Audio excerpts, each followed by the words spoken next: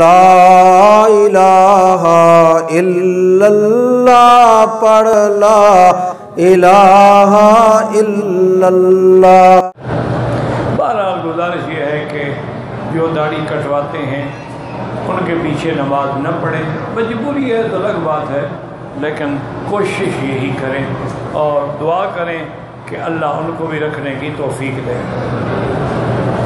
اگر قبرستان میں کسی نے سورۃ فاتحہ، کوئی مسئلہ نہیں، قرآن پڑھ کے ثواب بخش دیا، فاتحہ پڑھ کے بخش دیا، السلام علیکم یا دار قوم المؤمنین انا انشاءاللہ بکم لاحقون انتم السابقون ونحن الاثر یغفر اللہ لنا ولکم۔ حضور قبرستان پہ کھڑے ہو کے دعائیں فرماتے تھے لمبی لمبی۔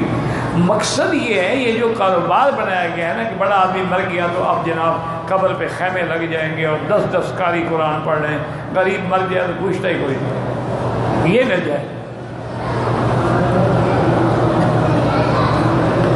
کہتے ہیں کہ جی جو لڑکی بھاگ کے شادی کر لے، تم جو نہ کرو تو وہ کیا کرے؟ والدین اگر کرتے ہیں تو اس کو بھاگنے کا موقع ہی کیوں ملے؟ لڑکی تب ہی بھاگتی ہے نا کہ جب اس کے راستے بند ہو جاتے ہیں۔ بہرحال یہاں کے فقہ کے مطابق اگر والد کی اجازت نہ ہو تو اس کا نکاح درست نہیں ہوگا، لا نکاح الا بولی۔ امام ابو حنیفہ فرماتے ہیں عاقلہ ہے، بالغہ ہے، نکاح تو ہو جائے گا لیکن گناہ گار ہے کہ اس نے شریعت کے حکم کی خلاف ورزی کی ہے۔ تو بہرحال کوشش یہی کریں کہ والدین کے منشے کے بغیر لڑکیاں بھی نکاح نہ کریں، اور آپ بھی کوشش کریں کہ لڑکیوں کو بھاگنے پہ مجبور نہ کریں۔